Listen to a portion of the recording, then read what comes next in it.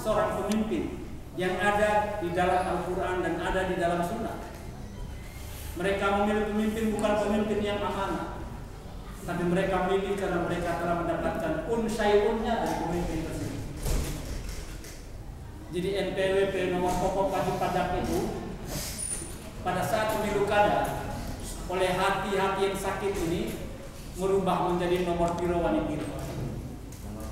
Nomor piro wani piro. Nomor berapa? Harganya berapa? Ada serangan 2, kemudian ada serangan fajar.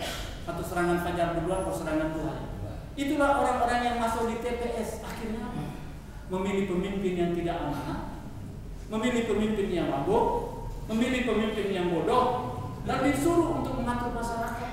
Yang di dalam masyarakat itu ada orang pintar, ada orang amanah, ada orang baik, menjadi rusak semuanya karena mereka. Saya itu sering bilang teman-teman, iya, orang Indonesia itu banyak pemimpin yang ganteng, ya, mukanya ganteng, cerdas, ya. Kok ini yang urus kerempeng bodoh bisa? Itulah kita. Desa. Ya karena NPWP tadi itu hati yang sakit, sangat berbahaya. Ya, hati yang sakit ini memberi respon dalam kehidupan. Yang ketiga adalah qalbun salim, hati dan jiwa yang selamat. Hati dan jiwa yang selamat itu pedoman mereka hanya Quran dan Sunnah. Kalau tadi hati yang mati itu pada hati yang selamat itu dia juga mengatakan pokoknya kalau bukan Quran dan Sunnah boten. Pokoknya bukan Quran dan Sunnah mo. Pokoknya kalau bukan Quran dan Sunnah dehi. Dehi itu apa saya nggak tahu. Nah, Masjid Ihad Sunnah ini saya tahu sejarahnya. Berdiri karena teman-teman kita mencintai kebenaran yang bersumber pada Al-Quran dan Sunnah, sehingga namanya juga Ihad Sunnah, menghidupkan Sunnah, yang telah banyak orang menyampaikan kebenaran Sunnah itu. Jadi dalam hidup kita tidak mungkin mengandalkan hati dan perasaan kita untuk mengatur hidup kita, kecuali ada petunjuk-petunjuk di dalam Quran dan Sunnah.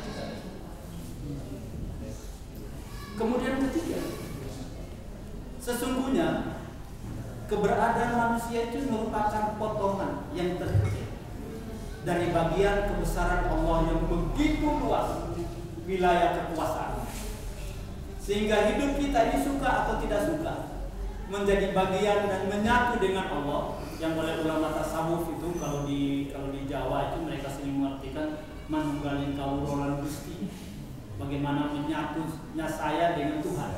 Karena mereka melihat bahwa keadaan manusia itu, keberadaan manusia adalah bagian ya yang terkecil pada zat Tuhan. Maka harus terjadi kesatuan. Dalam bahasa tasawuf disebut dengan wihdatul wujud.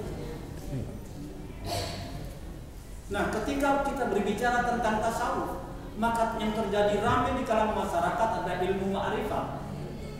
Padahal ma'rifat itu sesungguhnya bagaimana cara kita mengenal Allah, bagaimana cara kita mendekat kepada Allah supaya menjadi orang yang sedekat-dekatnya dengan Dia.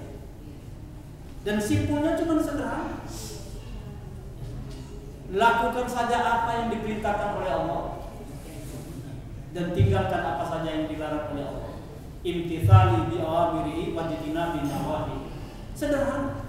Tapi ilmu ma'rifat ini di kalangan masyarakat atau tokoh-tokoh tua, kecuali di Balikpapan, menjadi sebuah ilmu besar. Kecuali di Balikpapannya, jangan-jangan juga sama saja. Tidak jauh beda. Mau syarat untuk masuk surga harus tahu ilmu ma'rifat. Lalu terjadi juga aneh-aneh dalam tuntunan. Sholatnya juga kadang-kadang niatnya pakai bahasa lain. Kalau ada sholat, ada niat pakai bahasa lain, bahasa Flores misalnya, mohon maaf Nabi itu bukan orang Flores dan juga bukan orang Balikpapan, sehingga bahasa Bugis, bahasa Makassar tidak ada di dalam sebagai saksi dari Rasulullah SAW. Yang ada hanya bahasa Arab. Nah, karena kita merupakan bagian, maka tugas kita adalah harus menyatu. yang menyatu ini tidak sambung, ya, tidak membaut jadi satu, tapi bersambung, namun batasnya jelas. Ini khalik, ini makhluk. Dan di dunia ini cuma hanya dua. Kalau bukan khalik, yaitu makhluk. Tidak ada manusia setengah khalik, kita sebut dengan manusia setengah dewa. Keramat katanya, kan gitu ya. Apa-apa saja semua orang datang pada dia. Gak ada manusia setengah dewa.